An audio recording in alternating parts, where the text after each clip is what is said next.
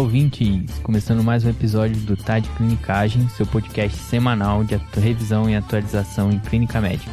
Meu nome é Gabriel Paz. Eu sou Iago Jorge. Aí uns 30 episódios depois, estamos aqui nós dois de novo, né, Gabriel? Pelo visto é sempre a casadinha, né? Vambora. E hoje estamos aqui há 2 horas discutindo sobre como vamos trazer as informações desse episódio, né, Gabriel? Foi dureza, hein? Hoje foi dureza, pra fechar o ano aí, foi brabo.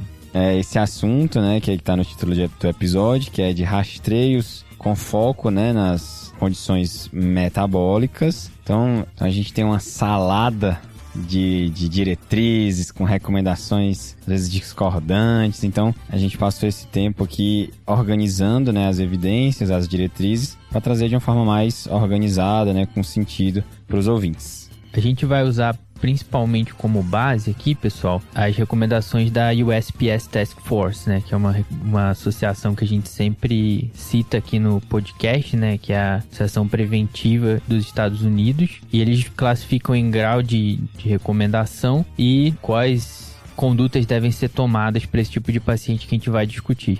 E aí a gente tempera a salada com algumas recomendações da Sociedade Brasileira de Cardiologia, de Diabetes, Ministério da Saúde, para ficar essa salada aí bem temperada e gostosa, viu, Gabriel? Boa.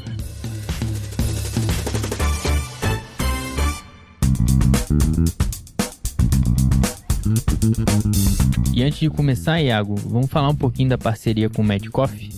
Boa, Gabriel. Então é isso, o TDC e o Medcoff estão fazendo uma parceria em que você assina os conteúdos do Medcoff, né, para estudar para residência, seja de R+, seja para R1, e você ganha o guia TDC. Bom demais. Então, se você tiver interesse no extensivo Elite do Medcoff, você ganha 12 meses do guia TDC. E se for o extensivo regular, você ganha 6 meses do guia TDC. Lembrando que esses prêmios, né, esses brindes, são só para quem assinar os extensivos do Medcoff pelo link que vai estar aqui na descrição do episódio. E quais são os principais benefícios do Medcoff, Iago?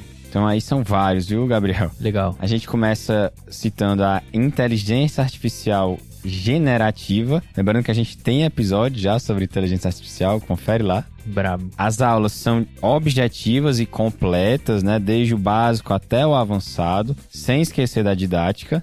Legal. Eles oferecem também flashcards digitais, né, para revisões passadas, e flashcards físicos, 3.000 flashcards físicos, tá, Gabriel? Aí é elite, viu? Opa! E, além disso, eles também oferecem tarefas semanais mínimas, para quando você tá assim bem apertado, sua semana tá bem corrida, tem aquelas questões ali selecionadas mais importantes para fazer durante essa semana aí mais corrida para você. Muito maneiro. Então, clica no link na descrição e conhece mais a Medcoff. Boa. Então vamos pro episódio, Iago? Vamos nessa.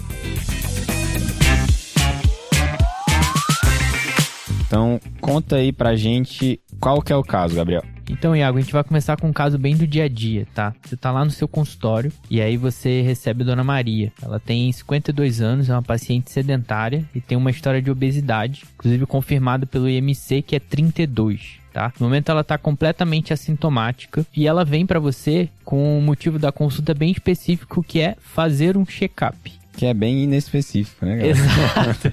Perfeito. Então, o que a gente vai abordar aqui nesse episódio, tá, Gabriel? A gente vai focar nos aspectos infecto-metabólicos, tá? Legal. Então a gente não vai abordar neoplasia hoje, né, Iago? Hoje a gente não vai abordar rastreio oncológico, né? Lembrando que a gente tem rastreio de câncer de próstata, né? Essa discussão mais aprofundada lá no guia. Legal. E também a gente tem um rastreio de câncer coloretal no episódio 106 aqui do podcast. Beleza. E aí no episódio de hoje a gente vai abordar o rastreio de 6 situações principais: hipertensão, diabetes, dislipidemia, sarros, osteoporose e vitamina D. Legal, bem metabólico até agora, né, Iago? Mas você não falou que tinha alguma coisa infecto aí no meio? Como é que é isso? Esse é o bônus, são Legal. As sorologias, né? Então, como é que a gente vai fazer esse rastreio infeccioso dessa nossa paciente? Vamos começar, Gabriel? Vamos lá. Lembrando que rastreio a gente está abordando pacientes assintomáticos, né? Então, até dessa parte infecciosa, são pacientes que não têm uma manifestação clínica dessas doenças, por isso a definição, ok? Beleza. Então, a gente vai começar, Iago, pelo exame físico, né? Opa! Mais simples. Ainda se faz? Opa, faz sim. Opa!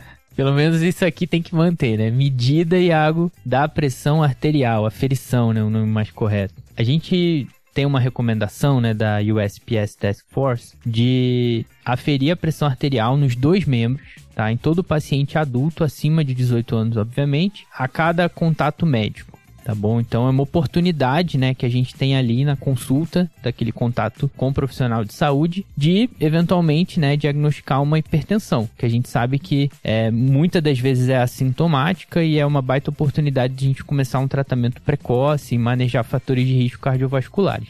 Beleza? Beleza, então a diretriz não sugere uma periodicidade para isso, né? Ela, na verdade, sugere que em toda consulta médica ambulatorial a gente meça a pressão do paciente. Isso. Beleza, vamos pro próximo. A próxima comorbidade que a gente tem que ficar em cima numa consulta de check-up é diabetes. Então, a gente vai, pela USPS Task Force, rastrear diabetes de 35 a 70 anos, tá? Em pacientes com sobrepeso ou obesidade. Então, a recomendação deles, né, é fazer o rastreio apenas em quem tem pelo menos um IMC acima de 25. Isso, exato. Que é um dos grandes fatores de risco de diabetes, principalmente diabetes tipo 2, né? Já a brasileira tem uma pequena discordância aí. A Sociedade Brasileira de Diabetes, né, no documento de 2021, que foi atualizado recentemente, inclusive, ela recomenda rastreamento em todos os adultos acima de 45 anos, independente de fator de risco. E os abaixo de 45 com obesidade / sobrepeso, mais algum outro fator de risco cardiovascular, sedentarismo, hipertensão. Então, a brasileira ela é um pouco mais permissiva, digamos assim, no rastreio.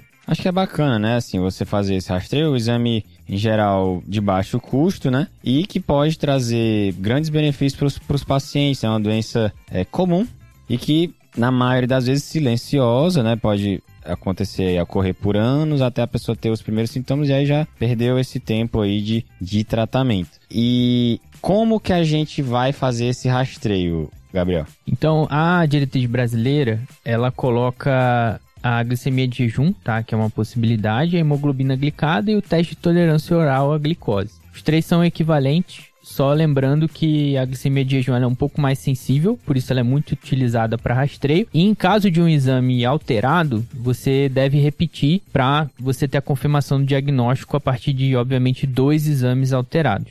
E se ele vier normal, você pode repetir em 3 anos, tá? Essa é uma recomendação, uma dica importante para os ouvintes. Tanto pela Sociedade Preventiva Americana quanto pela SBD, exames de rastreio de diabetes normais podem ser repetidos somente daqui a 3 anos. Isso é legal. Beleza, acho que vale também pontuar, né, que a glicemia de jejum sérica, né? Então, assim, aquele exame capilar não é o ideal nessa situação aqui, tá? Exato. Vamos agora para dislipidemia. Vamos lá. Então, o que diz a USPSTF? Era bom se fosse uma sigla menor, né, cara? Toda vida tem que falar isso, não tem quem aguente. Não é mas fácil, beleza. não.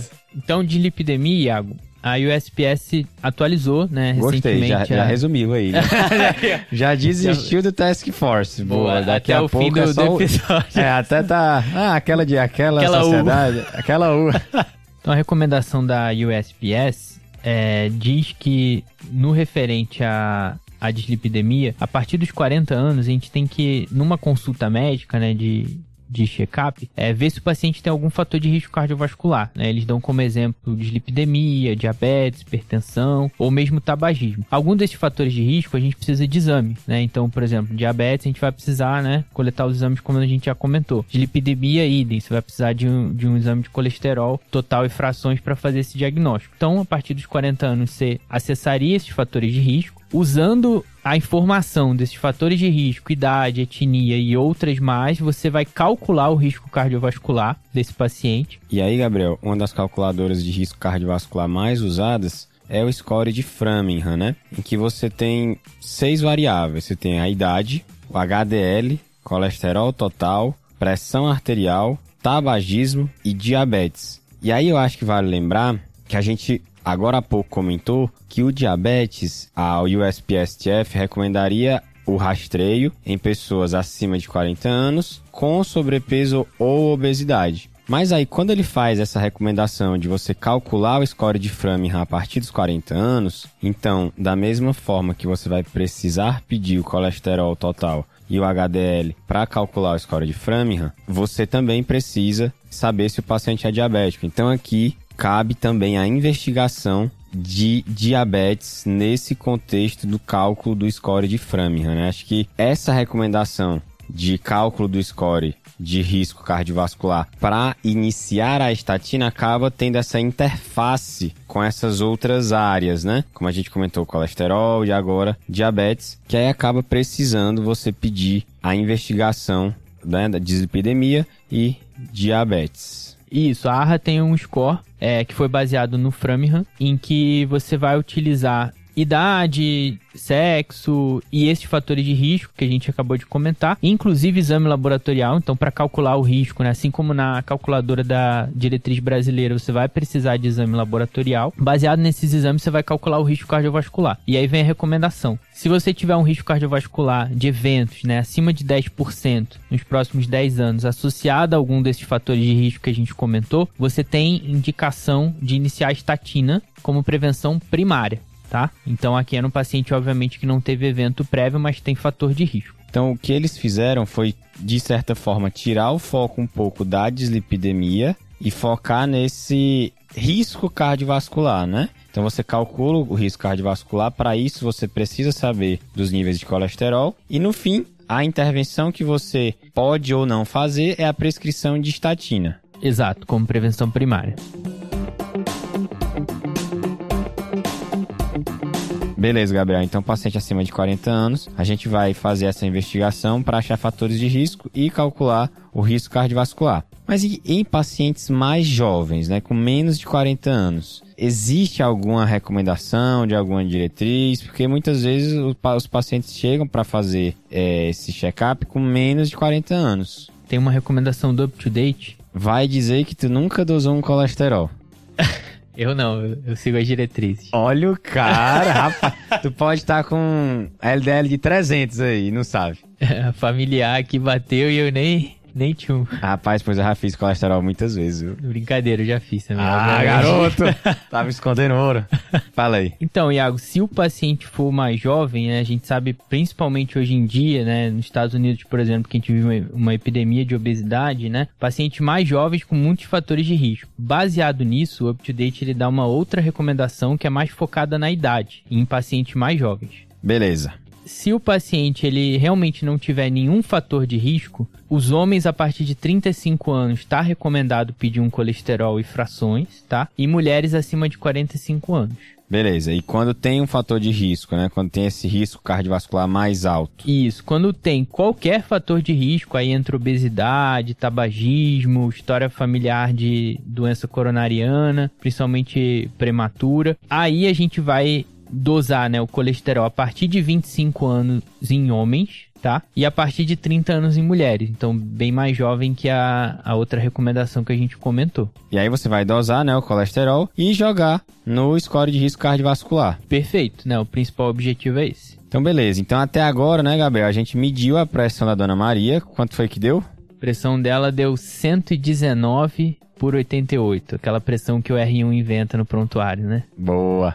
E a gente vai solicitar para ela, né, a glicemia de jejum, né, sérica. Isso. E vamos solicitar o perfil lipídico para ela também. Exato. Aí entra colesterol total e frações, tá? Principalmente HDL e fração não HDL. E triglicerídeos, aí o USPS fala que é controverso, tá? Você solicitar nessa população. Mas pode ser solicitado também. Então agora vamos avaliar a possibilidade de rastrear sarros, osteoporose e aí deficiência de vitamina D na Dona Maria.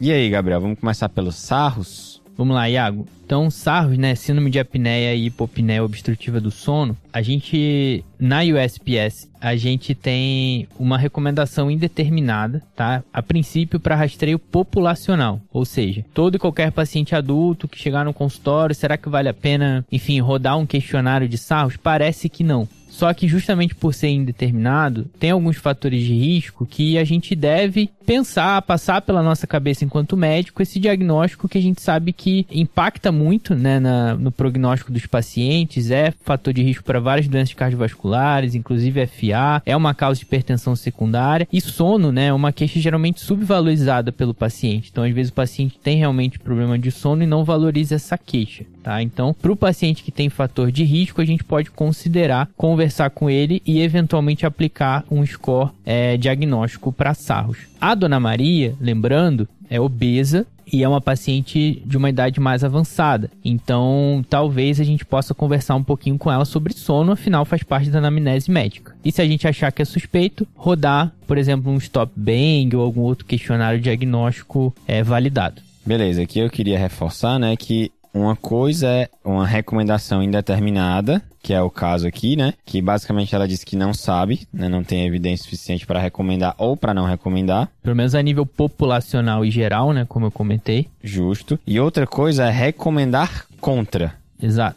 Né? Só para fazer essa diferenciação. Então, e osteoporose? Então, para rastreio de osteoporose, né? A gente tem uma recomendação geral da USPS, que em mulheres acima de 65 anos, você tem indicação de rastrear, tá? Em mulheres abaixo de 65 anos, com um risco elevado de osteoporose pelos scores clínicos, você também pode fazer a densitometria. Inclusive, é um grau de recomendação B, tá? Beleza, então você só falou de mulher aí, mas e os homens? Onde é que entra aí nessa história? Precisa, não precisa? Que bom que você falou do indeterminado agora há pouco, Iago, porque o homem, pelo ISPS, entra exatamente nesse conceito de indeterminado. Parece a gente não sabe exatamente o benefício de rastrear a nível populacional no homem por essa referência que a gente está usando. A gente tem, Iago, na OMS, né, Organização Mundial de Saúde, uma recomendação de fazer densitometria de rastreio em homens acima de 70 anos, tá? Beleza, né? Então fica essa outra aí recomendação da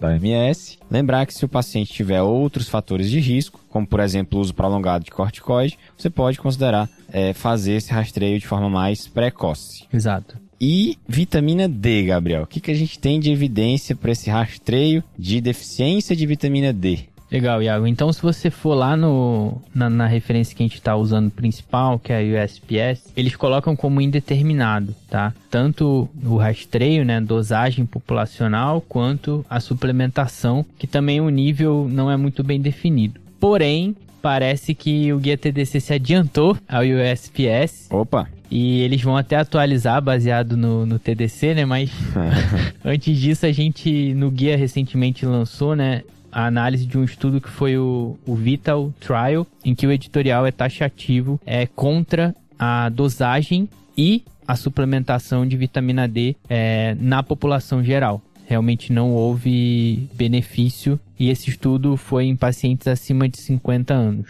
Acho que vale pontuar, né, que essa recomendação da USPS que é indeterminada, né, em relação a dosar ou não a vitamina D, foi feita no ano de 2021.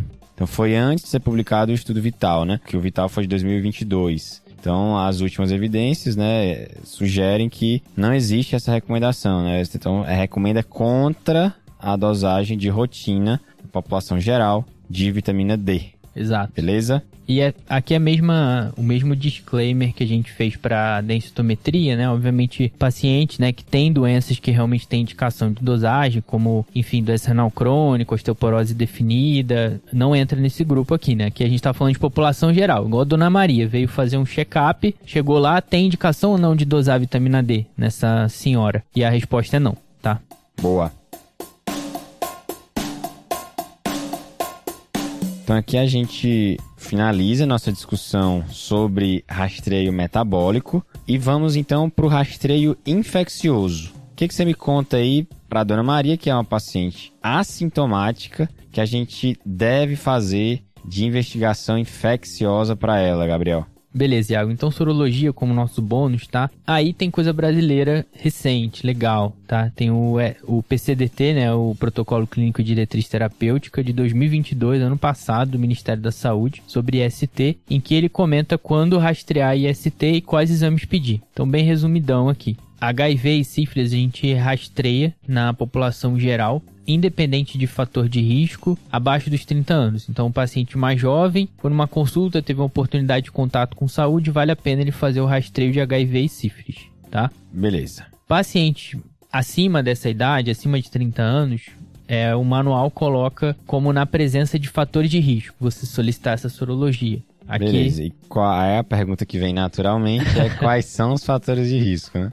A gente vai citar alguns, né? Homens que fazem sexo com homens, profissionais do sexo, transexuais, pessoas que fazem uso abusivo de drogas, principalmente injetáveis e álcool. E a gente vai deixar aqui nas referências outros fatores de risco para você solicitar essas sorologias em qualquer idade, inclusive acima de 30 anos, beleza? E como é que a gente rastreia, Gabriel, HIV e sífilis? Tem alguma recomendação de qual teste fazer? Então, no HIV, a gente vai começar com um teste rápido, muito utilizado em UBS, né, determinadas situações, ou então um imunissaio. Então, você pode fazer a sorologia para HIV 1 e 2 por esse método. E sífilis, a gente teve uma mudança do Ministério da Saúde que preconiza o exame inicial, um teste treponêmico. Tá? Então, o motivo é que o teste treponêmico ele tende a positivar antes. E como a gente tem de fato, aumento dos números de sífilis no Brasil, a gente faria um teste treponêmico inicialmente. A gente atualizou isso no episódio 195, quem quiser conferir aí. Aí você pode pedir, enfim, teste rápido, lembrando que o teste rápido para sífilis é treponêmico, ou mesmo o FT-ABS, ou teste treponêmico da sua preferência. Então, beleza, né? Falamos aqui de HIV e sífilis. Vamos partir aí para as hepatites B e C. Hepatite B e C, Iago, nesse documento, ele não deixa recomendação para a população geral de rastreamento, mas nos grupos de risco que a gente já comentou, que são os mesmos grupos de risco para IST que a gente acabou de falar. Pessoal, só um adendo aqui na hepatite B, além dos fatores de risco de IST que a gente já comentou, se esse paciente não tem esquema vacinal completo com as 3 doses, ele é considerado suscetível e ele pode entrar no esquema de rastreamento também. E aí, Gabriel, tem outras 2 doenças que eu queria aqui fazer uma menção honrosa, que é a clamídia e o gonococo, que no PCDT, né, do Ministério da Saúde, não existe uma recomendação de rastreio, vamos dizer assim, universal. Então, você faz esse rastreio conforme subgrupos populacionais ou de práticas sexuais. Parecido com o que a recomendação de hepatite B e hepatite C. Eu acho que não vale a pena a gente entrar em detalhes, né? Porque são muitos subgrupos. Mas fica aqui essa menção que existe a possibilidade de rastreio de clamídia e gonococo, em geral, por biologia molecular, tá?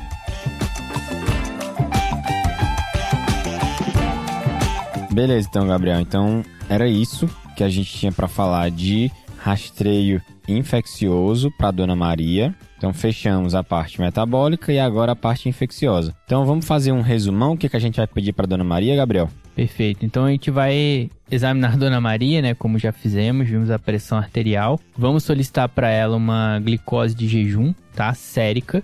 Vamos solicitar um colesterol total e frações para ela também. Tá. E na próxima consulta, Iago, munido desses exames, né, a gente vai calcular o risco cardiovascular da Dona Maria pela calculadora, beleza? Fechou. Vamos conversar com a Dona Maria sobre sono, até porque faz parte da anamnese, e se ela tiver qualquer sintoma sugestivo, a gente pode aplicar um score clínico de SARROS, como um Stop Bank. A gente ainda não vai solicitar uma densitometria para ela, porque ela não tem acima de 65 anos, conforme a gente comentou anteriormente. Nem entrou na menopausa, né? Exato. E a gente não vai solicitar a vitamina D sérica e muito menos, obviamente, suplementar. E com relação à sorologia, como a Dona Maria tem mais de 30 anos e ela não tem fatores de risco para IST, a gente vai optar por não solicitar sorologias de HIV e sífilis. E como ela relatou durante a anamnese que ela é vacinada, a gente não vai solicitar a sorologia para hepatite B. Beleza. E a hepatite C, também ela não está recomendada de rotina, né? A sorologia da Isso, ela C. também não preenche, assim como os outros fatores de risco para IST.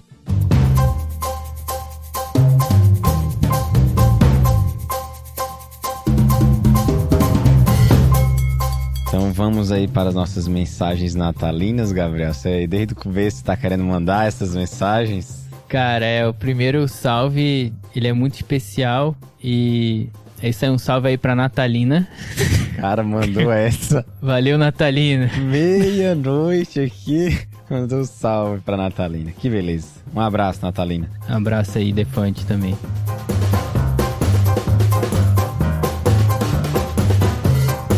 Vou mandar aqui um salve para o nosso querido João Gualda, que veio lá de Brasília, nosso colaborador discente, e acompanhou a saga que foi a gravação desse episódio. Valeu, João, e até os próximos. As portas sempre abertas, né? Levou um kit TDC, né, pra casa. Saiu carregado, Cordão, viu? caneta, caderno, caneca, moletom, pijama. Travesseiro, colchão.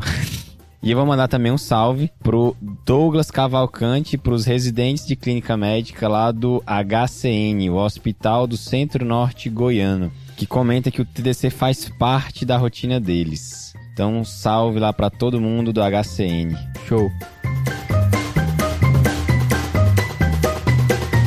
O meu salve, depois do natalino, Iago, vai para o último grupo que rodou lá no Pronto Socorro com a gente, lá na Escola Paulista. Então, vai o salve aí pro grupo de R1s.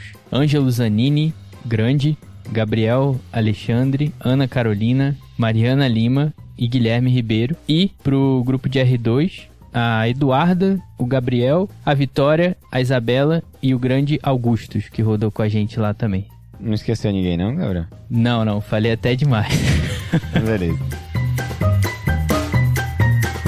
Eu acho que é isso, né? Esse episódio, né, que a gente tava comentando aqui nos bastidores, ele é uma areia movediça, né? Assim, uma nova edição aí do Pântano de Incertezas. E quanto mais a gente vai atrás, mais as informações são conflitantes. Mas a gente tentou trazer aqui como nosso guia, né, a diretriz do USPSTF. E a gente foi trazendo esses apêndices, né, com informações também brasileiras, mas para, de certa forma, tentar organizar essas informações relacionadas a rastreio. É isso. Então, acho que deu para resumir bem o tema aí. Fechou. Valeu. Valeu.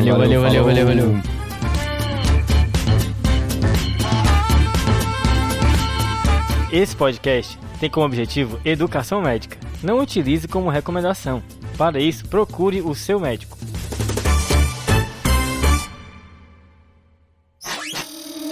Essa é uma produção do Bicho de Goiaba.